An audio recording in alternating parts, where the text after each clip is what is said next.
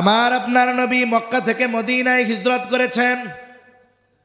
প্রথম কথা হলো বাহ্যিক কারণ কিছু আছে, মূল কারণ আল্লাহ তাআলার নির্দেশ। বাহ্যিক কারণ বলে কাফেরদের মাত্রাতিরিক্ত অত্যাচার, জুলুম। নবীজিকে আল্লাহ তাআলা হিজরতের জন্য প্রস্তুতি নিতে বলছেন, কিন্তু সময় জানান নাই। আবার মক্কার মানুষেরা তাদের দামি দামি বস্তু আমার আপনার নবীর কাছে হেফাজতের জন্য রাখতো, আমানত রাখতো। কাফেররা জানতো যদিও মুহাম্মদকে আমরা কষ্ট দেই, কিন্তু মুহাম্মদ আমাদের আমানতের বস্তুর হেফাজত করবে, খেয়ানত করবে না। নবীর উপরে জুলুম অত্যাচার করার পরেও নবীর কাছে তারা সম্পদ হেফাজতের জন্য রাখত। কাফেররাও চিন্তা করল, খোঁজ পেয়ে গেছে অচিরেই মক্কা ছেড়ে মুহাম্মদ হয়তো হিজরত করবে, শত্রু হাতছাড়া হয়ে যাবে। কাফেররা সিদ্ধান্ত নিল মুহাম্মদকে আর ছেড়ে দেওয়া হবে না। প্রত্যেক গোত্র থেকে এক একজন যুবক নির্বাচিত করা হলো। এইবার এই যুবকেরা সম্মিলিতভাবে নবীজির উপরে আক্রমণ করবে, হত্যা করে ফেলবে। আজ রাতেই নবীজির উপরে আক্রমণ হবে। আর আমার আপনার নবীকে আল্লাহ তাআলা জানায় দিলেন, পয়গম্বর আজকে রাতেই আপনার মদিনার সফর শুরু হয়ে যাবে। ইহুদি বলে, না খলিফাতুল মুসলিমিন, আপনারে ভালো ঘোড়া দিয়েছি। অর্ধ জাহানের শাসক বাজারে গিয়া ঘোড়া কিনতে গেছে, চিন্তা করা যায়। আরে আমাদের এলাকার পাতি নেতা অনেক সময় তার চেহারা দেখা যায় না। অর্ধজাহানের শাসক চলে গেছে ঘোড়া কিনতে। আবার দেখেন খারাপ ঘোড়া হইছে, ফেরত দিতে গেছে। ইয়াহুদি তর্কাতর্কি লাগায়া দিছে, বলে না ভালো ঘোড়া দিছি। হযরত ওমর বলে, শোনো, তোমার আর আমার মধ্যে দ্বন্দ্ব নিরসনে তৃতীয় আরেকজনকে ফয়সালাকারী হিসাবে নির্ধারণ করো। সে যা রায় দিবে আমরা মাইনা নিব। বলে হ্যাঁ। ইয়াহুদি নিজের ধর্মের কাউকে ফয়সালাকারী মানে নাই। তাকায় দেখে সুরাইহরে দেখা যায়। বলে, খলিফাতুল মুসলিমিন সুরাইহ আমার আর আপনার মধ্যে এই সমস্যার সমাধানে রায় দিবে। বলে হ্যাঁ, সে যা রায় দিবে আমরা মাইনা নিব। এইবার সুরাইহ দুইজনের কথাই খেয়াল দিয়া শুনলেন, বাদী বিবাদী দুইজনের কথা। সুরাই এবার খলিফাতুল মুসলিমিনকে বলে, খলিফাতুল মুসলিমিন আপনি কি চান? বলে সুরাই, আমি চাই যে সে তার ঘোড়া ফেরত নিবে। এইবার সুরাই বলে, খলিফাতুল মুসলিমিন ঘোড়া ফেরত নিতে সে বাধ্য, তবে একটা কথা, আপনি যখন তার কাছ থেকে মূল্য পরিশোধ করে ঘোড়াটা বুঝে নিয়েছেন, ওই সময় কেমন ছিল? বলে তখন তো সব ঠিকঠাক ছিল। ডিস্টার্ব পাইছেন কখন? বলে বাজারের বাইরে গেছি যখন, তখন দেখি সমস্যা। এইবার সুরাই বলে, খলিফাতুল মুসলিমিন এই ইয়াহুদি ঘোড়া ফেরত নিতে বাধ্য, তবে আপনি যেমন ঘোড়া নিয়েছিলেন তেমনটা তাকে ফেরত দিতে হবে। আল্লাহ রাব্বুল আলামিন বলেন, নিশ্চয়ই আল্লাহ তোমাদেরকে আদেশ দিচ্ছেন, নির্দেশ দিচ্ছেন। কি আদেশ, কি নির্দেশ? আল্লাহ তাআলা বলেন, আনতু আদ্দুল আমানাতি ইলা আহলিহা। আল্লাহ তাআলা নির্দেশ দিচ্ছেন যে তোমরা আমানত তার হকদারের কাছে ফিরায়া দাও। যদিও একটা ঘটনাকে কেন্দ্র করে আল্লাহ তাআলা এই আয়াত নাজিল করেছেন, কিন্তু এই আয়াতে উল্লেখিত শব্দের মাধ্যমে এই কথা বোঝা যায়, যদিও একটা ঘটনাকে কেন্দ্র করে আল্লাহ তাআলা আয়াত নাজিল করেছেন, তবে এইখানে শুধু দায়িত্বর আমানতের কথা আল্লাহ তাআলা বলেন নাই।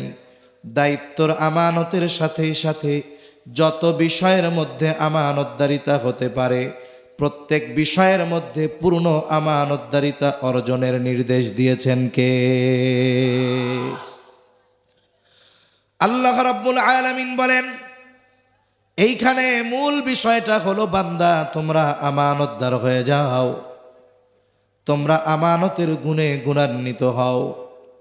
একটা বিষয় আমাদের খেয়াল রাখা দরকার, আমানতদারিতা সাধারণ আমলের মতো নয় যে আমানতদারিতার গুণ অর্জন করলে সওয়াব হবে, না করলে গুনাহ নাই। বিষয়টা বোঝার দরকার, আমানতদারিতার সম্পৃক্ততা শুধু আমলের সাথে নয়, বরং প্রত্যেকটা মুমিনের আমানতদার হওয়া দরকার। এই কারণে আমানতদারিতার গুণের সম্পর্ক হলো ঈমানের সাথে। এজন্য যার মধ্যে আমানতদারিতার কমতি থাকে তার ঈমানের মধ্যে সমস্যা হয়ে যায়। এখন বলেন তো, ঈমানে যদি কারো সমস্যা হয়ে যায়, তার আমল যদি অনেকও হয়, ওই আমল হয়তো তার কাজে নাও লাগতে পারে। এজন্য আমানতদারিতা হলো মুমিনের ভূষণ। ঈমানের অবিচ্ছেদ্য একটা অংশ হলো আমানত। আর খেয়ানত করা এটা মুনাফিকের আলামত। হাদিসের মধ্যে নবীজি মুনাফিকের আলামতগুলো জানায় দিয়েছেন। আমাদের সকলের কম বেশি আলামতগুলো জানা আছে, এরপরেও আবার একটু স্মরণ করা দেই। বলে মুনাফিকের আলামত কি? নবীজি বলেন, ইদা হাদ্দাসা কাযাবা, মুনাফিক যখন কথা বলে মিথ্যা কথা বলে। 2 নম্বর, ইদা ওয়াদা আখলাফা, ওয়াদা করলে ওয়াদা খেলাফ করে। ইদা তুমিনা খানা, আমানতের খেয়ানত করে। 4 নম্বর, আর এক হাদিসে একটা বাড়ায় এসেছে, ওয়া ইদা তাখাসামা ফাজারা, মুনাফিকের সাথে যখন কারো ঝগড়া হয়, মুনাফিক মন্দ অশ্লীল বকাঝকা করে। এগুলো কার আলামত? জবান খুইলা কোন, জোরে বলেন, কার আলামত? মুনাফিকের আলামত। একটু গরম পানি লাগবে, আর একটা পাতলা বালিশ আনতে বললে ভালো হয়। মিথ্যা কথা বলা, ওয়াদা খেলাফ করা, আমানতের খেয়ানত করা, ঝগড়া লাগলে গালাগালি দেওয়া, কার আলামত? জোরে কোন। কিন্তু আফসোসের বিষয়, এই 4টাই একসাথে অনেক নামাজির মধ্যেও পাওয়া যায়। আছে না নাই? হাজির মধ্যেও পাওয়া যায়, নামাজির মধ্যেও পাওয়া যায়। আমাদের জন্য করণীয় বিষয় হলো, কারো মধ্যে যদি এই আলামতগুলো থাকে বের করে ফেলা। বলে একটা রোগ আছে, তার নাম হলো ক্যান্সার। ক্যান্সার এমন এক জীবাণু, বলে এটা যদি মানব দেহে বিস্তার ঘটায় ফেলতে পারে, ওই ব্যক্তির মৃত্যুর কারণ হয়ে যেতে পারে। এই ক্যান্সারের জীবাণুর চাইতে বেশি মারাত্মক হলো মুনাফিকের আলামত। বলে ক্যান্সার মানুষের জীবন ধ্বংস করে, ঈমান ধ্বংস করতে পারে না। কিন্তু মুনাফিকের আলামত কারো মধ্যে যদি পূর্ণ বিস্তার লাভ করে ফেলে, তার জীবন ধ্বংস না করলেও তার ঈমান ধ্বংস করে ফেলে। এজন্য এই মুনাফিকের আলামত আমাদের মধ্যে যদি কারো থাকে, আমরা এইটারে কি করব? বাইর করে ফেলবো, ডিলিট করে দিমু, ফরম্যাট করে দিমু। মুনাফিকের আলামত গুলার মধ্যে একটা আলামত হলো ইদা তুমিনা খানা, আমানতের খেয়ানত করা। আর মুমিনের ভূষণ আমানতের হেফাজত করা। আমার আপনার নবীজি আমানতদার নবী ছিলেন। কেমন আমানতদার নবী? বলে এই আমানতদারিতার গুণ নবুয়াতির পরে নবীজি অর্জন করেছেন, বিষয়টা এমন নয়। বরং নবীজি নবুয়াতির বহু আগে আমানতদারিতার গুণ নবীজি অর্জন করেছেন। এই জন্য নবুয়াতির বহু আগে কাফেররাই আমার আপনার নবীজির উপাধি দিয়েছে আল আমিন, বিশ্বস্ত আমানতদার। আমরা সেই আমানতদার নবীর উম্মত। আমাদের আমানতের অবস্থা কি? আসেন আমরা জানি কোন কোন বিষয়ের মধ্যে আমানতদারিতা হয়। 1 নম্বর, আমাদেরকে আমানতদারিতার অর্জন করতে হবে 1 নম্বরে লেনদেনের মধ্যে, আদান প্রদানের মধ্যে। টাকা পয়সা, জমি জাতি, ধন দৌলত, এই ধরনের যত লেনদেন সংক্রান্ত বিষয় আছে, এইগুলার মধ্যে আমাদেরকে আমানতদারিতার গুণ অর্জন করতে হবে। কিন্তু দেখা যায় অনেক ভালো মানুষ আছে, মুত্তাকি মানুষ বলে তারে আমরা চিনি, নামাজি মানুষ, হাজি মানুষ, দেখা যায় যুগের পর যুগ, বছরের পর বছর অন্যের সম্পদ বক্ষণ করে, বন্দের সম্পদ বক্ষণ করে, বন্দেরকে তারা হক দেয় না। অন্যান্য অনেক মানুষের সম্পদ মেরে খায়, এমন লোক আছে না নাই? এজন্য কেউ যদি কোনো কিছু আমার কাছে পায়, যিনি পায় তার যদি মনে নাও থাকে, আল্লাহর আদেশ যে সে ভুলে গেছে, যাক তোমার মনে আছে, তুমি নিজ দায়িত্বে তার হক তার কাছে ফিরাইয়া দিবা।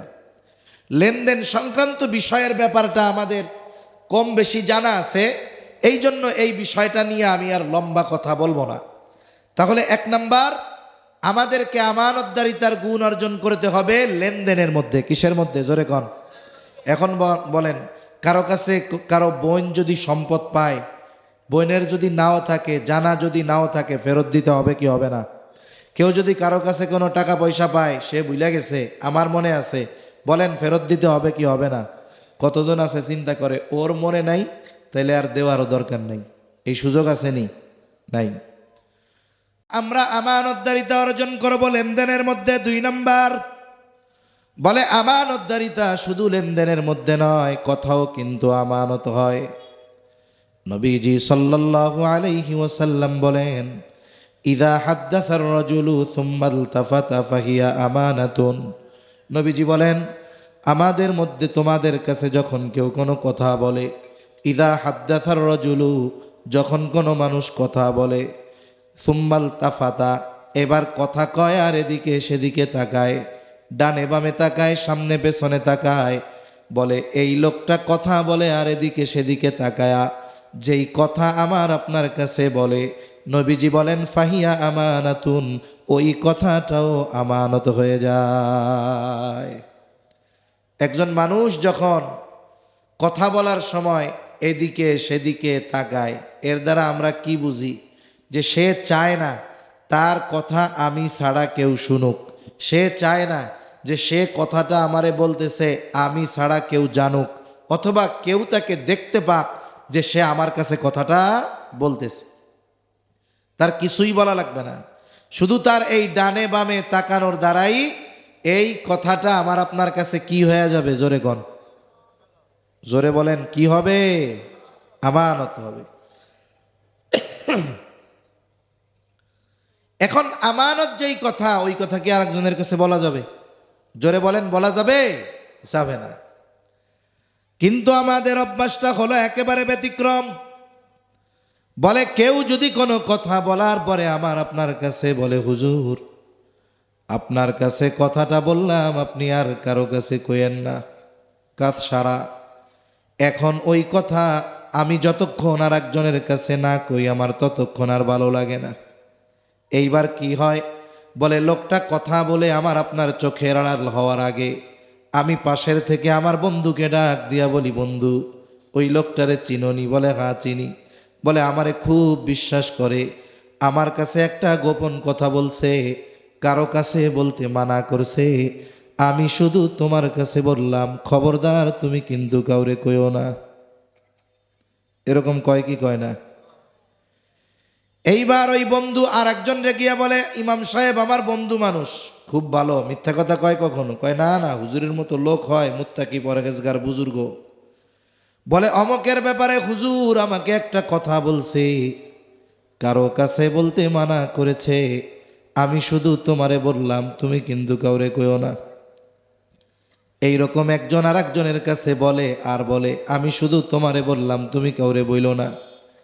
দেখা যায় ফজরের পরে যেই কথা বলছিল, কারো কাছে বলা মানা ছিল, জোহর হইতে হইতে ওই কথা 100 জনের কাছে পৌঁছায়া যায়। যে যারে বলে শুধু কি বলে, আমি তোরে কইলাম, তুই কিন্তু কাউরে কইস না। এরকম কইতে কইতে কথা পৌঁছাইছে কয়শো জনের কাছে? এখন কম তো, 1 জনের কাছেও বলা মানা ছিল, কথা পৌঁছাইলো 100 জনের কাছে। তাইলে আমি তো কইছিলাম 1 জনের কাছে, কিন্তু কথা পৌঁছাইলো 100 জনের কাছে। বলেন তো, যে প্রথম খেয়ানত করছে তার আমল নামায় কয় খেয়ানতের গুনাহ হবে? 100 খেয়ানতের গুনাহ হবে।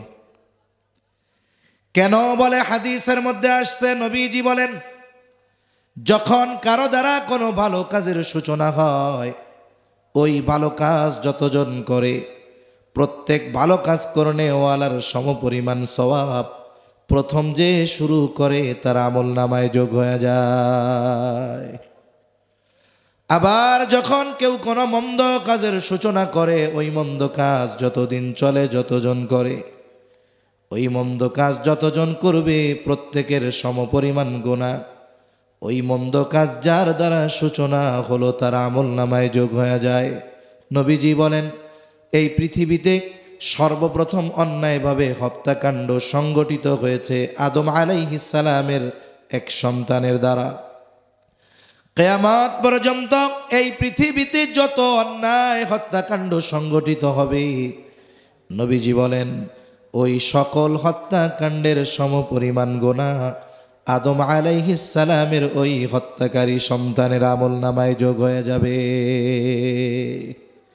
এই জন্য কথাও আমানত হয়, কথার আমানত হেফাজত করার দরকার আছে না নাই? আবার বুঝতে হইব কোন কথা আমানত বলা যাবে না, আর কোন কথা বলার দরকার। এখন দেশে যে আকারে চুরি ছিনতাই বাড়ছে, এই ওয়াজ শুইনা চোর যদি মনে করে যাক সুযোগ একটা পাইছি, এখন রাতের বেলা ওয়াজ শুইনা যাইতেছে, এক মুরব্বীরে চোর আইসা কইতেছে, চাচা ডানে বামে তাকায়া একটা গোপন কথা শুধু আপনার কাছেই কইতেছি, আপনি কিন্তু কাউরে কবেন না। কি কথা? বলে, চাচা আজকে আপনার পাশের বাড়ি আমি রাত্রেবেলা চুরি করবো। চোর ডানে বামে তাকাইয়া এই কথা কইল। এখন যদি ওই চাচা চিন্তা করে, হুজুর কি ওয়াজ শুনাইলো, কি মুসিবতে পড়লাম। এখন এই ডাইনে বামে তাকাইয়া কথা কইলে সেটা বলে আমানত। এখন যদি বাড়িওয়ালার কাছে কইয়া দেই তাইলে আমি হইলাম খেয়ানতকারী, আবার যদি না কই তাইলে বেটার বাড়ি হইব চুরি। বিপদ আছে না নাই? এখন কম তো এই ধরনের কথা যদি কেউ বলে, এই কথা কি গোপন রাখা যাবে নাকি? উপরন্তু এই কথা বইলা দেওয়াটাই দায়িত্ব। এখন যদি এমন কোনো কথা কেউ বলে যেই কথার দ্বারা মানুষের ক্ষতি হবে, ইসলামের ক্ষতি হবে, দ্বীনের ক্ষতি হবে, এই রকম কথা যদি কেউ আমার আপনার কাছে পায় দইরা কইয়া যদি কয় যে কারো কাছে কইয়েন না, কম তো এরকম কথা গোপন রাখা যাবে নাকি? এরকম কথা গোপন রাখা যাবে না। অনেক সময় অনেক মানুষ আমার আপনার কাছে এসে তার ব্যক্তিগত অনেক কথা বলে, যে কথাগুলোর দ্বারা যদি মানুষ জেনে যায় তার সম্মান নষ্ট হয়ে যাবে। মনে করেন কথার কথা, ইমাম সাহেব, তাকে সব মুসল্লি ভালোবাসে। একটা মানুষ পারিবারিকভাবে খুব কষ্টে আছে। বলে কষ্টে কি? বলে তার বউ তারে মাঝে মধ্যে পিটায়। কথার কথা আর কি। এখন এত দুঃখ বেদনার কথা সবার কাছে কি বলা যায়? এখন ইমাম সাহেবের কাছে আইসা খুব আবেগ নিয়ে কইতেছে, হুজুর কত কষ্টে আছি জানেন, সমাজের মানুষ এত সম্মান করে, ইজ্জত দেয়। এ তো আপনারা বাহিরের বিষয়টা দেখেন, ভেতরের দুঃখ তো হুজুর কেউ জানে না। আপনি আমার ইমাম সাহেব, আমার জীবনের সবচাইতে বড় আমলটা আমি আপনার উপরে ভার দিয়া দেই, আপনার কাছে সব কথা কইতে অসুবিধা কি? হুজুর আমার বউ আমারে পিটাই, হুজুর এ দুঃখ কার কাছে কমু? রাস্তার মানুষ আমারে দেখলে ডরায়, আর আমার ঘরে আমার বউ আমারে পিটায়। এখন কম তো এই কথা যদি সমাজের মানুষ জানে, ওই বেটার ইজ্জত থাকবো? জোরে কন, সম্মান থাকবো? এরকম অনেক গোপন কথা আছে, মানুষ মানুষের কাছে এসে বলে। এখন সম্পর্ক যখন ভালো ততদিন কথা গোপন রাখে, যখন একটু দুইজনের মধ্যে সম্পর্ক খারাপ, এইবার কয় জানি কিন্তু বেশি কথা কইলে কইয়া দিমু। আছে না নাই? এখন বলেন তো, শুধু কি বন্ধুর আমানতের হেফাজত করতে হবে না শত্রুরটাও করতে হবে? শত্রুরটাও করতে হবে। আমার আপনার নবী মক্কা থেকে মদিনায় হিজরত করেছেন। প্রথম কথা হলো বাহ্যিক কারণ কিছু আছে, মূল কারণ আল্লাহ তাআলার নির্দেশ। বাহ্যিক কারণ বলে কাফেরদের মাত্রাতিরিক্ত অত্যাচার, জুলুম। নবীজিকে আল্লাহ তাআলা হিজরতের জন্য প্রস্তুতি নিতে বলছেন, কিন্তু সময় জানান নাই। আবার মক্কার মানুষেরা তাদের দামি দামি বস্তু আমার আপনার নবীর কাছে হেফাজতের জন্য রাখতো, আমানত রাখতো। কাফেররা জানতো যদিও মুহাম্মদকে আমরা কষ্ট দেই, কিন্তু মুহাম্মদ আমাদের আমানতের বস্তুর হেফাজত করবে, খেয়ানত করবে না। নবীর উপরে জুলুম অত্যাচার করার পরেও নবীর কাছে তারা সম্পদ হেফাজতের জন্য রাখত। কাফেররাও চিন্তা করলো, খোঁজ পেয়ে গেছে অচিরেই মক্কা ছেড়ে মুহাম্মদ হয়তো হিজরত করবে, শত্রু হাতছাড়া হয়ে যাবে। কাফেররা সিদ্ধান্ত নিল মুহাম্মদকে আর ছেড়ে দেওয়া হবে না। প্রত্যেক গোত্র থেকে এক একজন যুবক নির্বাচিত করা হলো এইবার এই যুবকেরা সম্মিলিতভাবে নবীজির উপরে আক্রমণ করবে, হত্যা করে ফেলবে। আজ রাতেই নবীজির উপরে আক্রমণ হবে। আর আমার আপনার নবীকে আল্লাহ তাআলা জানায় দিলেন, পয়গম্বর আজকে রাতেই আপনার মদিনার সফর শুরু হয়ে যাবে। নবীজি তো কাউরে জানান নাই, শুধু আবু বকর সিদ্দিক রাদিয়াল্লাহু তাআলা আনহুরে বলছেন যে রেডি থাইকো, অচিরেই হয়তো সফর শুরু হইতে পারে। নবীজির কাছে কাফেরদের যেই আমানত ছিল আস্তে আস্তে নবীজি ফেরত দিয়ে দিচ্ছিলেন সবাইটা। সব যদি একসাথে দিয়ে দিতে যান ওরাও চিন্তা করবে সবাইটা ফেরত দিয়া দেয় কা, এলাকা মনে হয় সাইডা চলে যাইব, এজন্য আস্তে আস্তে দিচ্ছিলেন। ওই যে আল্লাহর নির্দেশ যখন আসছে তখনও নবীর কাছে কাফেরদের কিছু বস্তু আমানত ছিল। কাফেররা রাতের বেলা আমার আপনার নবীর ঘর চারদিক দিয়ে ঘিরে ফেলছে হত্যা করার জন্য। আর নবীজি ঘরের মধ্যে হযরত আলী রাদিয়াল্লাহু তাআলা আনহুকে আনছেন। কাফেররা হত্যা করবে, নবী হিজরতের সফর শুরু করবে। হযরত আলীকে কেন রাইখা গেছেন ঘরে? যে নবীর কাছে তখনও কাফেরদের কিছু আমানত ছিল। আলী রাদিয়াল্লাহু তাআলা আনহুকে নির্দেশ দিলেন, আলী কাফেরদের সম্পদ যথাযথভাবে প্রত্যেক বস্তু তার মালিকের কাছে পৌঁছায়া দিবা, এরপরে তুমি মদিনার উদ্দেশ্যে সফর শুরু করবা। চিন্তা করে দেখেন, কাফেররা হত্যা করার জন্য নবীর ঘর চারদিক দিয়ে ঘিরে রাখছে। যারা নবীকে হত্যা করতে এসেছে নবী তাদের মাল যথাযথভাবে তাদের কাছে পৌঁছানোর ব্যবস্থা না করে হিজরত শুরু করেন নাই। আমরা হইলে কি করতাম? চিন্তা করতাম যাদের কারণে দেশ ছাড়া লাগতেছে, যারা আমারে মাইরা ফেলতে চায়, ওদের সম্পদ ফেরত দেওয়া কি দরকার? নিজে মুফতি সাহেব হইয়া ফতোয়া দিয়া, নিজে মন গড়া ফতোয়া দিয়া ওই সম্পদের মালিক নিজেরে বানাইয়া বলতাম এগুলো নিয়ে যাওয়া জায়েজ আছে, ঠিক কিনা কন? অথচ শত্রুর আমানতের বস্তু তার কাছে ফিরিয়ে দেওয়ার ব্যবস্থা না করা পর্যন্ত আমার আপনার নবী হিজরত শুরু করেন নাই। সুবহানাল্লাহ কন। আমরা সেই নবীর উম্মত, মনে রাখতে হবে শত্রুর আমানতের হেফাজত আমরা করব, শত্রুর সাথেও কোনো খেয়ানত করব না। তাহলে 1 নাম্বার লেনদেনের মধ্যে আমানতদারিতা অর্জন করতে হবে। 2 নাম্বার কথাও আমানত হয়। 3 নাম্বার দায়িত্ব আমানত। আল্লাহ তাআলা এই আয়াতে মূলত দায়িত্বের কথা বলেছেন। দায়িত্বটাকে এখন তো আমানত মনে করা হয় না, বরং দায়িত্ব পাইলে এটারে গনিমত মনে করা হয়। এমন এক জামানা অতিবাহিত হয়ে গেছে যখন মানুষ দায়িত্ব নিতে চাইতো না, জোর করে দায়িত্ব দেওয়া যাইত না। আর এখনকার মানুষ দায়িত্ব নেওয়ার জন্য প্রতিযোগিতা করে। দায়িত্ব নেওয়ার প্রতিযোগিতা আছে না নাই? আরে চেয়ারম্যানই ইলেকশন হবে এক ইউনিয়নে, ক্যান্ডিডেট 30 জন, সবাই চেয়ারম্যান পদপ্রার্থী। এখন মনে করেন নির্দিষ্ট এক দলের মার্কার উপরে নির্বাচন হবে। এক এলাকায় এক চেয়ারম্যান ওই মার্কা পাওয়ার জন্য খরচ করছে 3 কোটি টাকার উপরে। মার্কা পাওয়ার জন্য উপরের নেতাদের বকশিস ঘুষ দিছে কয় কোটি টাকা। এবার পোস্টার ছাপাইছে নির্বাচনের আগে যে এত নং ইউনিয়ন পরিষদের আসন্ন ইউনিয়ন পরিষদ নির্বাচনে চেয়ারম্যান পদপ্রার্থী অমুক ভাইকে তমুক মার্কায় ভোট দিয়ে অত্র ইউনিয়নবাসীর সেবা করার সুযোগ দান করুন। এরকম লেখে কি লেখে না? এখন বলেন তো, যেই লোক 3 কোটি টাকা ঘুষ দিয়ে মার্কা কিনতে পারে ওই লোকের জনগণের সেবা করার জন্য চেয়ারম্যান হওয়া লাগবে?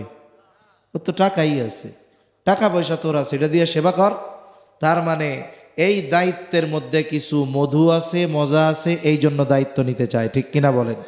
এই করোনাকালীন সময় ইংল্যান্ডের প্রধানমন্ত্রী, কোন দেশের প্রধানমন্ত্রী জোরে কন? ইংল্যান্ডের প্রধানমন্ত্রী, ওর নাম কি ক্যামেরন জানি, ও বলতেছে যে আমি প্রধানমন্ত্রীর পদ ছেড়ে দিব। কেন? বলে এই প্রধানমন্ত্রীর দায়িত্ব পালন করতে গিয়ে আমি আমার সংসার চালাইতে পারতেছি না। আরে বেটা কয় কি বলদের বলদ। ও বলে প্রধানমন্ত্রী হয়ে সংসার চালাইতে পারতেছে না। আর আমাদের দেশের যদি কোনো মতে মেম্বার হইতে পারে, ফকিন্নির পোলাও যদি মেম্বার হয়, ও 5 বছর মেম্বার থাকলে জুতা পায়ে দেওয়ার টাকাও যদি না থাকতো 5 বছর পরে ও 5 তলা বাড়ির মালিক হয়ে যায়, ঠিক কিনা কন? আর ওই দেশ যুক্তরাজ্যের প্রধানমন্ত্রী বলতেছে যে আমি প্রধানমন্ত্রীর দায়িত্ব ছেড়ে দিব। কেন? বলে আমি আমার ব্যবসা বাণিজ্য অন্যান্য কাজবাজ চাকরি বাকরি বাদ দিয়ে এই দায়িত্ব নিছি, এইখানে আমারে যে ভাতা দেওয়া হয় এ দিয়ে আমার সংসার চলে না। আর আমাদের দেশের মেম্বার হইতে পারলে ওর আর পেছনে ফিরে তাকানো লাগে না, ঠিক কিনা বলেন? অবস্থাটা কি চিন্তা করেন। এই দেশে দায়িত্ব নিতে পারলেই তো কাম সারা।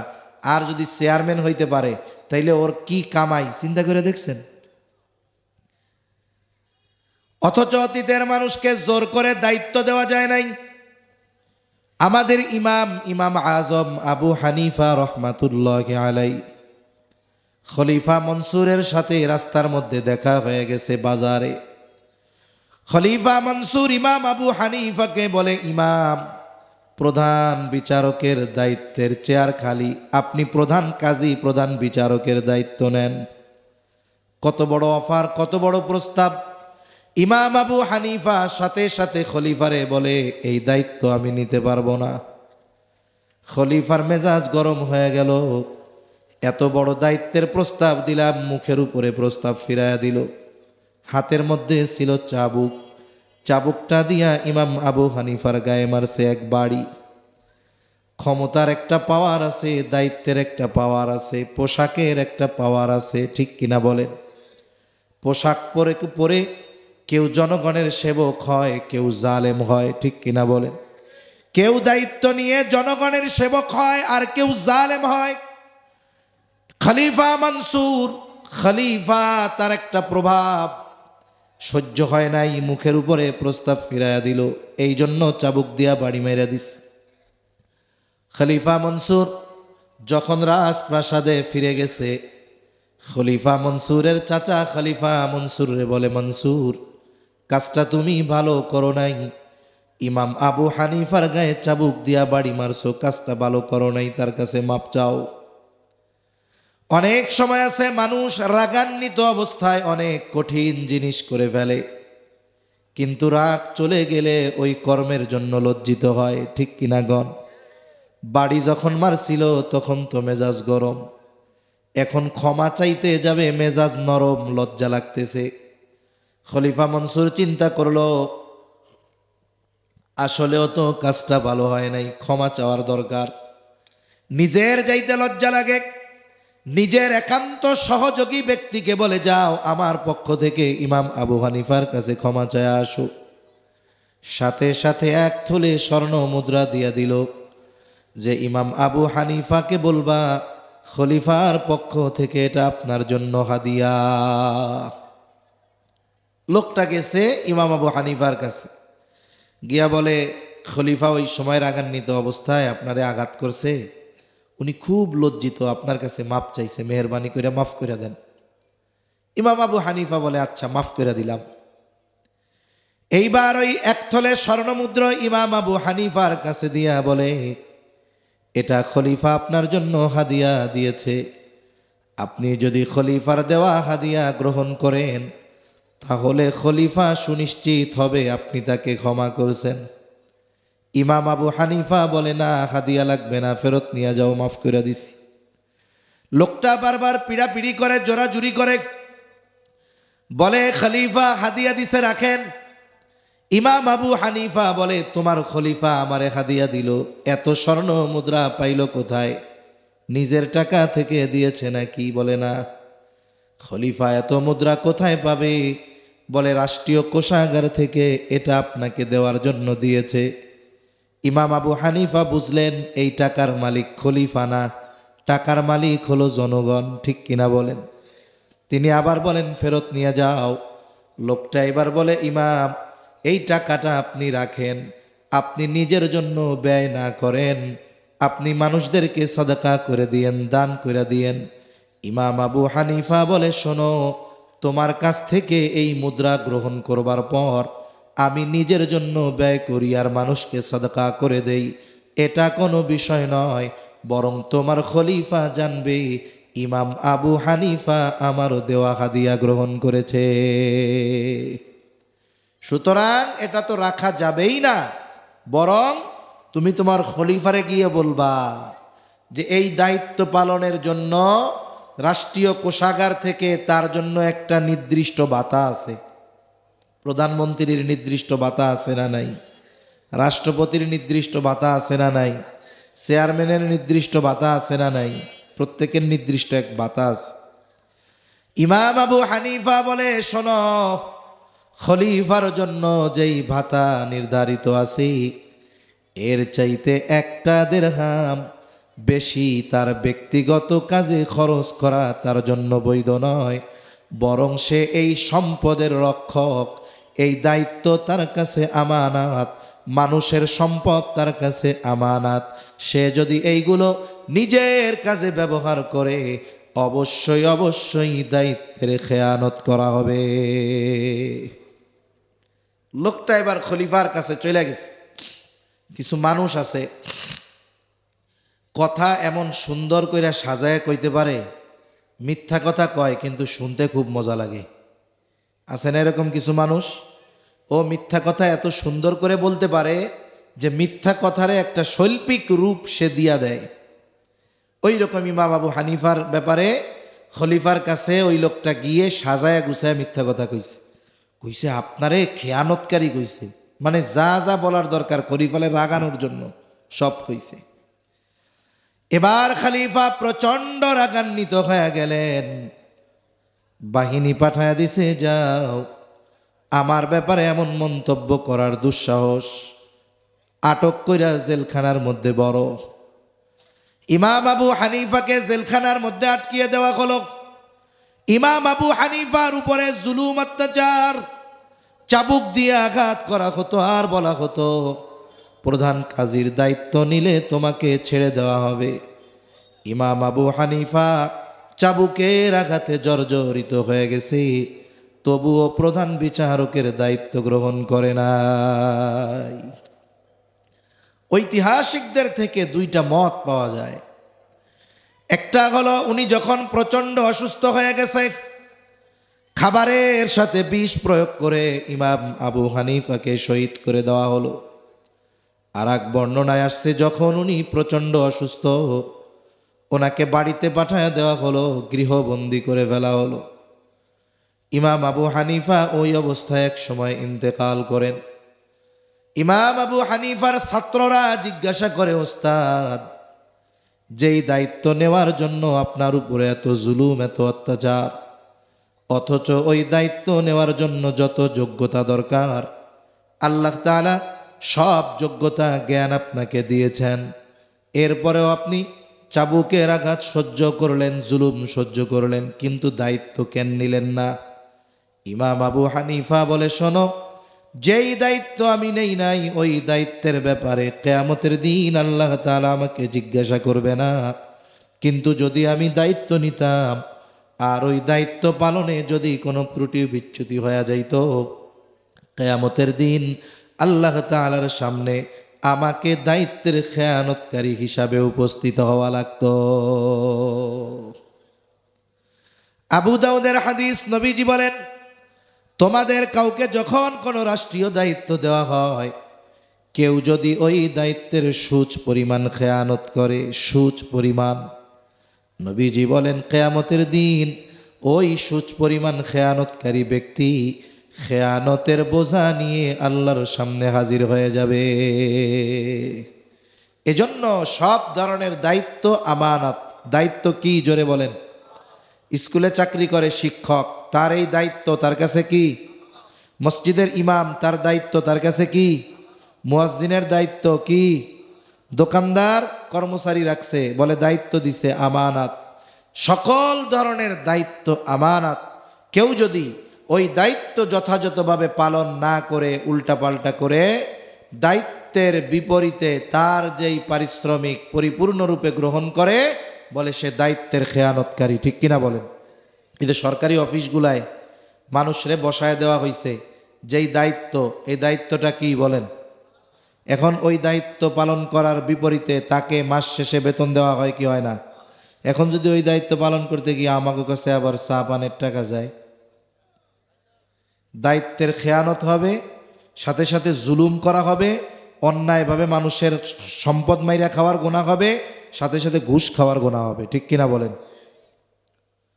এজন্য আল্লাহ তাআলা ঘুষখোরের উপরে লানত বর্ষণ করছেন। আর রাশি ওয়াল মুরতাশি ওয়াল রায়েশ, যে ঘুষ খায়, যে ঘুষ দেয়, আর যে মধ্যস্থতা করে, বলে সবগুলো সমান, সবগুলোর উপরে আল্লাহ রসুলের লানাত। এজন্য সরকারি দায়িত্ব যারা আছে, এ দায়িত্ব তাদের কাছে আমানত। এখন কোন এরা কি সুপরিমাণ দুর্নীতি করে না পাহাড় পরিমাণ দুর্নীতি করে?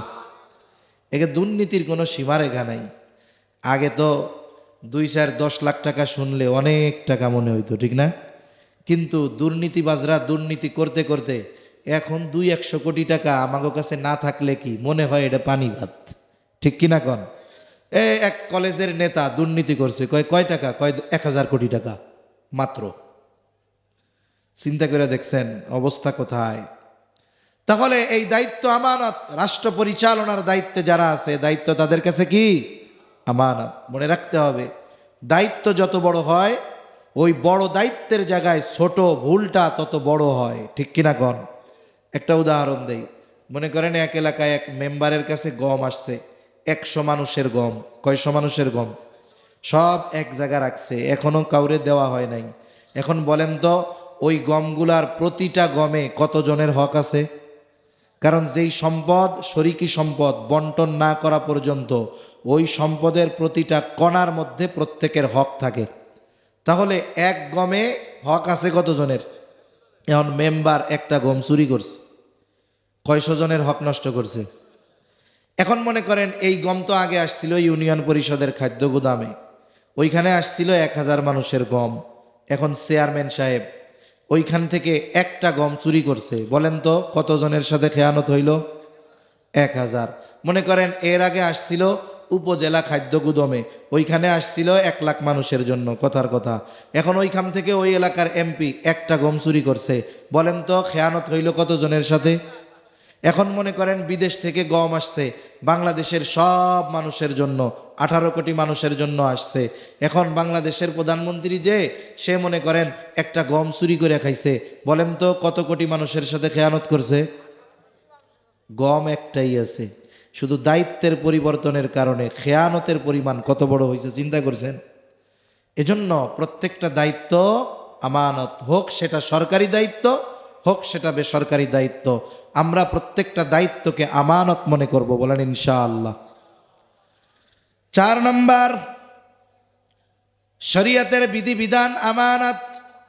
আল্লাহ তাআলা বলেন, ইন্না আরাদনাল আমানাতা আলাস সামাওয়াতি ওয়াল আরদি ওয়াল জিবাল ফাআবাইনা আন ইয়াহমিলনাহা وأشفقن منها وحملها الإنسان।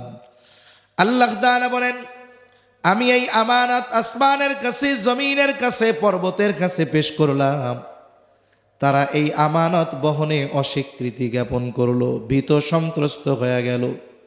ওয়াহামালাহাল ইনসান, মানুষ সেই আমানত বহন করলো। বলে কি সেই আমানত?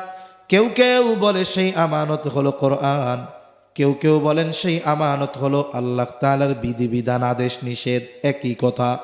কারণ মুমিন যারা তাদের সংবিধান হলো আল কোরআন। এই জন্য শরীয়তের আদেশ নিষেধ আমাদের উপরে আমানত। এজন্য মুফতি রফি উসমানী রহমাতুল্লাহি আলাইহি তকি উসমানী দামাত বরকাতুহুমুল আলিয়ার বড় ভাই হযরত তার এক বয়ানের মধ্যে বলেন, নামাজ পড়ার নির্দেশ দিয়েছেন কে? জোরে কোন? তাহলে নামাজের আদেশ দিয়েছেন আল্লাহ। বলেন তো নামাজ যদি কেউ না পড়ে, নামাজ না পড়ার কারণে শাস্তি আছে না নাই?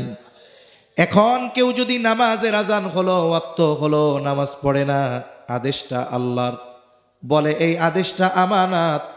নামাজ না পড়ার মাধ্যমে প্রথমে সে আল্লাহর আদেশের আমানতের খেয়ানত করে। 2 নাম্বার, নামাজ না পড়ার কারণে যেই পাপ তার আমল নামায় যোগ হওয়ার কথা, ওই পাপও তার আমল নামায় যোগ হয়ে যায়। তাহলে আল্লাহর আদেশ অমান্য করলে প্রথমে খেয়ানতকারী হয়, এরপরে ওই পাপের শাস্তি তার জন্য বরাদ্দ থেকে যায়। নিষেধের বিষয়গুলো ওই রকম, হারাম খেও না, সুদ খেও না, ঘুষ খেও না। কেউ যদি আল্লাহর এই নিষেধ অমান্য করে, প্রথমে খেয়ানত হয়, এরপরে যেই পাপ করে সেই পাপের যেই শাস্তি সেটাও তার জন্য বরাদ্দ থেকে যায়। 5 নাম্বার বলে সন্তান সন্ততি আমানত। আল্লাহ তাআলা সন্তান সন্ততি আমাদেরকে দিয়েছেন আমানত। এই জন্য কোনো অভিভাবক যদি সন্তানদেরকে দিন না শেখায়, ওই সন্তান নামক আমানতের খেয়ানত সে করে। 6 নাম্বার বলে জানমাল আমানাত। মূলত এই জানমালের মালিক আমরা না, জানমালের মালিক কে? আমরা হইলাম জান্নাতের মালিক। কিসের মালিক জোরে গণ? যেহেতু আমরা ইমানদার, আল্লাহ তাআলা বলেন ইন্নাল্লাহা আশতারা মিনাল মুমিনিনা আনফুসাহুম ওয়া আমওয়ালাহুম বিআন্না লাহুমুল জান্নাহ। আল্লাহ তাআলা বলেন তিনি ইমানদারের জান এবং মাল জান্নাতের বিনিময়ে কিনে নিয়েছেন। কিনবেন না, কিনে নিয়েছেন। তার মানে আল্লাহ তাআলার সাথে জান্নাতের বিনিময়ে আমার আপনার জানমাল বেচাকে। তবে কথা হইল জান্নাত এখনো আল্লাহর কাছে, জানমাল আমার আপনার কাছে। মাল আমার কাছে থাক, জান আমার কাছে থাক, আর জান্নাত আল্লাহর কাছে থাক, কিন্তু বেচা কেনা তো হয়েছে নাকি? দেখেন একটা উদাহরণ দিই। মনে করেন এক লোক সকালবেলায় ফজরের নামাজ পড়ে হাঁটতে বেরোইছে। কিছু দূর যাওয়ার পরে দেখে এক লোক তার নিজের গাছের থেকে ছেঁড়া একেবারে কচি সুন্দর একটা কদু নিয়ে বসে রয়েছে রাস্তার পাশে। স্বাভাবিক, কদুর উপরে ইমানদারদের একটু আকর্ষণ বেশি। কদু তরকারিটা খুব উপকারী, যাদের উচ্চ রক্তচাপ, ডায়াবেটিস, তারপরে অন্যান্য রোগের জন্য এটা খুব উপকারী। নবীজিরও প্রিয় তরকারি কদু। এই চিন্তা করে এত সুন্দর কদু তো বাজারে গেলে পাওয়া যায় না। কারণ আপনি যদি বিকালবেলা বাজার করতে যান, ঢাকা শহরে বিশেষ করে কদু কিনতে গেলে দেখবেন এইটারে 100 মানুষ খুসাইয়া ওর অবস্থা খারাপ বানায় ফেলছে। এখন আপনি একেবারে ফ্রেশ একটা কদু পাইছেন, হাঁটতে বেরোইছেন, কিন্তু পকেটে তো টাকা নাই। এখন আপনি ওরে বলছেন এই বেটা কদু কি করবা? বলে চাচা বিক্রি করমু। কত বেচবা? বলে 80 টাকা। বলে ঠিক আছে, আমি তোমার কদুটা কিনলাম, কিন্তু শোনো কদু তোমার কাছে থাকবে, আমি 1 ঘন্টা পরে এসে টাকা দিব। তুমি কি আসো? বলে হ্যাঁ চাচা আমি 1 ঘন্টা আসি। এই বলে চাচা বাড়ির দিকে ফিরে আসছে টাকা আনার জন্য। বলেন তো কদুওয়ালার কাছে আছে না নাই? টাকা তো আপনার পকেটে, কিন্তু কদুওয়ালার কাছে কদু আছে ঠিক, কিন্তু কদুর মালিকানা আছে? জোরে বলেন আছে? কমপক্ষে 1 ঘন্টার জন্য তো নাই, ঠিক কিনা? এখন যদি 1 ঘন্টার আগে কেউ আইসা কয় কদু কত? ও কয় 80 টাকায় বেচছি, তোর 100 টাকা দিমুনে দিয়া দে। বলেন তো ওর বেচার অধিকার আছে নাকি? কারণ কি? এটা এখন তার কাছে রইছে আমানত। দেখেন কদুওয়ালার কাছে আছে, কিন্তু কদু বেচার অধিকার তার নাই। কদু কিন্তু কাকা নেয় নাই, কিন্তু মালিক হয়ে গেছে। বলে জানমাল আমার আপনার কাছে আছে, জান্নাত আল্লাহর কাছে আছে। আমি এখনো জান্নাত পাই নাই, আল্লাহ জান্নাত নিয়ে নেয় নাই, কিন্তু মালিকানা ওইটার আমার, আর এইগুলো আল্লাহর। আমানতের বস্তু ব্যবহারের অনুমতি নাই। কেউ যদি আমার আপনার কাছে এসে 500 টাকার একটা ছেঁড়া নোট দিয়া বলে এই টাকাটা আপনার কাছে আমানত, আপনি যদি চিন্তা করেন বাজারের মধ্যে টাকাটা হাতে আসলো, তাজা মাছ উঠছে, এই 500 টাকা দিয়ে মাছটা কিনে নিয়ে যাই, পরে যখন টাকা চাবে নতুন আর একটা টাকা তারে ফেরত দিয়া দিব। বলে না, হবে না, বরং যেই বস্তুটা আমানত রেখেছে ছেঁড়া হোক আর ফাটা হোক ওইটাকেই সংরক্ষণ করতে হবে। এটা হলো আমানতের ক্ষেত্রে মাসালাগুলোর একটা মাসালা, আরো মাসালা আছে। কিন্তু জান্নাত কি আল্লাহ তাআলা ব্যবহার করতেছে নাকি? রাইখা দিছে ঠিক মতো, কিন্তু জানমাল তো আল্লাহর, এটা আমরা ব্যবহার করি কি করি না? আমানতের বস্তু ব্যবহারের অনুমতি ছিল না, কিন্তু আল্লাহ দয়া করে বলে বান্দা জানমাল যদিও আমার, কিন্তু আমি তোমাদের ব্যবহার করার অনুমতি দিলাম। বলে এটা এখন আমাদের জন্য হয়ে গেল স্পেশাল নেয়ামত। কিন্তু এই জানমাল নির্দিষ্ট গণ্ডির ভিতরে ব্যবহার করতে হবে। আপনি সম্পদ ব্যয় করেন, দান সাদকা করেন, মানুষকে দেন, মসজিদ বানায় দেন, মাহফিল দেন, আরে প্রয়োজনে আপনার প্রতিবেশী হিন্দু খাবার নাই, তারে খাবার কিনা দেন। আরে তারে আপনি ঘর নাই, ঘর বানায় দেন। মেয়ের বিবাহ হয় না, আপনি তারে টাকা দেন।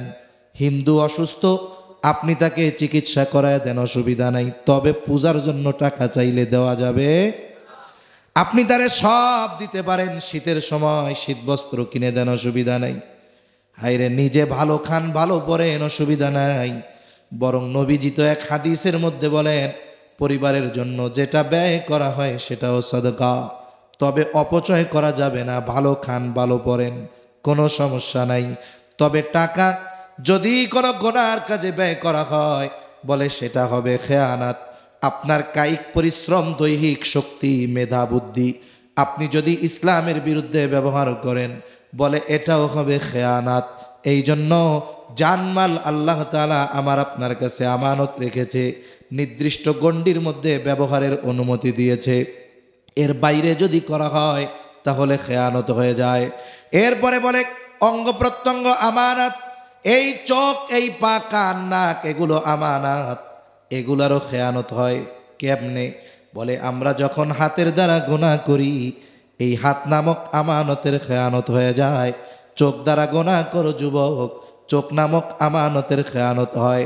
পায়ের দ্বারা যখন গুনাহ করা হয়, বলে পা নামক আমানতের খেয়ানত করা হয়। এই জন্য অঙ্গ প্রত্যঙ্গ আল্লাহ তাআলার পক্ষ থেকে আমানত। এই 7-8টা বিষয়ে স্মরণ রাখলে আমানতদার মুমিন হওয়া সম্ভব। আমরা যেই কয়টা বিষয়ে জানলাম, বলে 1 নাম্বার আমানতদারিতা হবে লেনদেনের মধ্যে, 2 নাম্বার কথার মধ্যে, 3 নাম্বার দায়িত্বের মধ্যে, 4 নাম্বার বলে শরীয়তের বিধিবিধান পালন করার মধ্যে, 5 নাম্বার বলে সন্তান সন্ততি আমানত, বলে 6 নাম্বার জান আমানত, 7 নাম্বার মাল আমানত, 8 নাম্বার বলে অঙ্গ প্রত্যঙ্গগুলোও আমানত। আরও বিষয় আছে, লম্বা করা যাবে না। এই 8টা বিষয়ের ক্ষেত্রে যদি আমরা আমানতদারিতা অর্জন করতে পারি, আশা করা যায় আমরা আমানতদার মুমিন হতে পারবো। আমানতদার যদি না হওয়া যায়, ইমানদার হওয়া যাবে না। এই জন্য নবীজি বলেন লা ঈমানা লিমান লা আমানাতা লাহ। নবীজি বলেন যার মধ্যে আমানতদারিতা নাই তার ঈমান নাই। আমানতদার হব তো ইনশাআল্লাহ? কারা কারা তৈরি আছি? আজকে থেকে কোনো বিষয়ের খেয়ানত করব না, কোন ইনশাআল্লাহ? আল্লাহ তৌফিক দিক, জোরে বলি আমিন। হাত নামাই। 2 নাম্বার, আল্লাহ তাআলা ওয়াজ করছিলেন কয়টা? মনে আছেনি? কয়টা? 1 নাম্বার আদেশ, বান্দা আমানতদার হও। 2 নাম্বার, ওয়া ইযা হাকামতুম বাইনান নাসি আন তাহকুমু বিল আদল। বান্দারে যখন তোমরা মানুষের মধ্যে বিচার আচার করবা, ন্যায় বিচার করবা। আমরা যদি মনে করি ন্যায় বিচার শুধু ওই কোর্টে হবে, হাইকোর্টে হবে, না না, অনেক সময় জীবনের অনেক সময় অনেক মানুষের বিচারকের ভূমিকা পালন করা লাগে। 2 সন্তানের মধ্যে দ্বন্দ্ব নিরসন করবে বাপ, এই সময় বাপ হইল বিচারক। কিন্তু আফসোসের বিষয়, অনেক সময় এমন হয় বাবা 2 সন্তানের মধ্যে বিচার করতে গিয়ে পক্ষপাতিত্ব করে। আছে না নাই? বাপ করে, অনেক সময় মেয়েদের ব্যাপারে করে। মোট কথা হলো, জীবনের কোনো সময় যদি কোনো বিষয়ের জন্য আমাকে বিচারক বা ফয়সালাকারী হিসাবে নির্ধারণ করা হয়, পক্ষপাতিত্ব করা যাবে না। আরে শত্রুও যদি ন্যায় বিচারের জন্য আসে, বিচার পাওয়ার জন্য আসে, শত্রুর সাথেও কি অবিচার করা যাবে? আল্লাহ তাআলা বলেন ওয়ালা ইয়াজরিমান্নাকুম শানাআনু কওমিন আলা আল্লা তা'দিলু ই'দিলু হুয়া আকরাবু লিত্তাকওয়া। আল্লাহ তাআলা বলেন কোন কওমের প্রতি বিদ্বেষবশত তোমরা তাদের প্রতি অবিচারের জন্য উৎসাহিত হবা না। তার মানে যার সাথে আমার দ্বন্দ্ব, সেও যদি বিচারের জন্য আসে, সুযোগ পাইয়া তার উপরে জুলুম করা যাবে না, বরং ওই সময়ও ন্যায় বিচার করার নির্দেশ দিয়েছেন কে? কিন্তু আফসোস, আমরা ন্যায় বিচার করতেও রাজি নাই, মানতেও রাজি নাই। অনেক সময় একটু পাওয়ার থাকলে, কোনো সময় যদি রায় বিপক্ষে যায়, তাহলে বিচারকের 14 গোষ্ঠী উদ্ধার করে ছাড়ে, ঠিক কিনা কন? রায় যদি বিপক্ষে যায়, বলে তুমি প্রধান বিচারক, তাতে কি, তোমার জান নিয়ে তাড়াতাড়ি আমেরিকা পালাও, নাহলে কিন্তু তুমি শেষ। ঠিক কিনা বলেন? অথচ সোনালী যুগের মানুষগুলো কত প্রভাব প্রতিপত্তি সম্পন্ন হওয়ার পরেও ন্যায় বিচার মেনে নেওয়ার ইচ্ছা তাদের মধ্যে ছিল। লম্বা কথা হয়ে যাবে, দুইটা ঘটনা ছোট ছোট বইলে আমি আলোচনা শেষ করব, এগুলো আমাদের জন্য শিক্ষণীয়। খলিফাতুল মুসলিমিন হজরত ওমর রাদিয়াল্লাহু তাআলা আন, অর্ধ জাহানের শাসক, উনি বাজারে গেছে, এক ইয়াহুদির কাছ থেকে ঘোড়া কিনছে। ঘোড়া কেনার সময় দেখে টেকে সুন্দর মতো কিনছে, সব ঠিকঠাক, টাকা পরিশোধ করে এবার বাজারের বাইরে ঘোড়া নিয়ে আইসা যখনই ঘোড়ায় উঠতে গেছে দেখে ঘোড়ার পায়ে সমস্যা। কেনার সময় দেখা কিনছে ভালো, কিন্তু যখন বাইরে আইসা উঠতে গেছে তখন দেখে পায়ে কি সমস্যা। ঘোড়া নিয়ে ফেরত আসছে। বলে, এই মিয়া, তুমি আমারে ঘোড়া দিছো, খারাপ ঘোড়া, এটা ফেরত নাও। ইয়াহুদি বলে, না খলিফাতুল মুসলিমিন, আপনারে ভালো ঘোড়া দিয়েছি। অর্ধ জাহানের শাসক বাজারে গিয়া ঘোড়া কিনতে গেছে, চিন্তা করা যায়। আরে আমাদের এলাকার পাতি নেতা অনেক সময় তার চেহারা দেখা যায় না। অর্ধ জাহানের শাসক চলে গেছে ঘোড়া কিনতে, আবার দেখেন খারাপ ঘোড়া হইছে, ফেরত দিতে গেছে। ইয়াহুদি তর্কাতর্কি লাগায়া দিছে, বলে না ভালো ঘোড়া দিছি। হযরত ওমর বলে, শোনো, তোমার আর আমার মধ্যে দ্বন্দ্ব নিরসনে তৃতীয় আরেকজনকে ফয়সালাকারী হিসাবে নির্ধারণ করো, সে যা রায় দিবে আমরা মাইনা নিব। বলে হ্যাঁ। ইয়াহুদি নিজের ধর্মের কাউকে ফয়সালাকারী মানে নাই। তাকায় দেখে সুরাইহরে দেখা যায়। বলে, খলিফাতুল মুসলিমিন, সুরাইহ আমার আর আপনার মধ্যে এই সমস্যার সমাধানে রায় দিবে। বলে হ্যাঁ, সে যা রায় দিবে আমরা মাইনা নিব। এইবার সুরাইহ দুইজনের কথাই খেয়াল দিয়া শুনলেন, বাদী বিবাদী দুইজনের কথা। সুরাই এবার খলিফাতুল মুসলিমিনকে বলে, খলিফাতুল মুসলিমিন আপনি কি চান? বলে সুরাই, আমি চাই যে সে তার ঘোড়া ফেরত নিবে। এইবার সুরাই বলে, খলিফাতুল মুসলিমিন, ঘোড়া ফেরত নিতে সে বাধ্য, তবে একটা কথা, আপনি যখন তার কাছ থেকে মূল্য পরিশোধ করে ঘোড়াটা বুঝে নিয়েছেন, ওই সময় কেমন ছিল? বলে তখন তো সব ঠিকঠাক ছিল। ডিস্টার্ব পাইছেন কখন?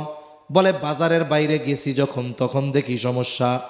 এইবার সুরাই বলে, খলিফাতুল মুসলিমিন, এই ইয়াহুদি ঘোড়া ফেরত নিতে বাধ্য, তবে আপনি যেমন ঘোড়া নিয়েছিলেন তেমনটা তাকে ফেরত দিতে হবে। কারণ আপনি বলছেন তার কাছ থেকে যখন ঘোড়া বুঝা নিছেন তখন কি ছিল? ভালো ছিল, খারাপ হইছে বাজারের বাইরে গিয়া। এখন বলেন তো, এই যে সুরাই রায় দিল, রায় কি খলিফার পক্ষে না বিপক্ষে? আমাগো দেশে যদি খলিফা বা প্রধানমন্ত্রীর বিপক্ষে রায় যাইতো, বিচারক শেষ, ও আদালতের থেকে আর বাড়ি যাইতে পারতো না। খলিফাতুল মুসলিমিন একটু চুপ হয়ে গেলেন, পর মুহূর্তেই বলতেছে, হ্যাঁ সুরাই, এটাই ন্যায় বিচার। রায় খলিফার বিপক্ষে গেছে, মেনে নিয়েছে, বলে এটাই ন্যায় বিচার। সুরাই ন্যায় বিচারের পুরস্কার কি পায়? খলিফাতুল মুসলিমিন বলে, সুরাই, কুফার প্রধান কাজীর দায়িত্ব খালি, চেয়ার খালি, যাও, আমি তোমারে নিয়োগ দিয়া দিলাম, আজকে থেকে তুমি কুফার প্রধান বিচারকের দায়িত্ব পালন করবা। রায় দিছে, খলিফার বিপক্ষে গেছে, প্রমোশন পাইছে, কুফার প্রধান বিচারক। দীর্ঘকাল ব্যাপী এই দায়িত্ব সুনামের সাথে পালন করেছে কাজী সুরাই। ওমর রাদিয়াল্লাহু তাআলা আনহুর সময়, ওসমান রাদিয়াল্লাহু তাআলা আনহুর সময়, আলী রাদিয়াল্লাহু তাআলা আনহুর সময়, মুআবিয়া রাদিয়াল্লাহু তাআলা আনহুর সময়কাল পর্যন্ত নিষ্ঠার সাথে এই দায়িত্ব কাজী সুরাই পালন করেছে। এবার আসেন সর্বশেষ হাদিসের একটা ঘটনা বইলে আলোচনা শেষ করি। নবীজি সাল্লাল্লাহু আলাইহি ওয়াসাল্লামের কাছে এক মহিলার বিচার নিয়ে আসা হয়েছে। মহিলা চুরি করছে, এখন এই চোরের হাত কাটা দেওয়া হবে। কি কাটা হবে? জোরে বলেন। হাত কাটা হবে। মহিলা কোরাইশ বংশের। কোন বংশের? কোরাইশ বংশের। এখন নবীজি হুজরার ভিতরে, সাহাবা একরাম চিন্তা করে, নবীর বংশের মহিলা, তার হাত কাটা হবে, এটা তো মান সম্মানের ব্যাপার। কারণ সাহাবা একরাম নবীকেও ভালোবাসছেন, নবীর বংশরেও ভালোবাসতেন। ঠিক কিনা বলেন? আপনাদের এলাকায় কি কি বংশ আছে?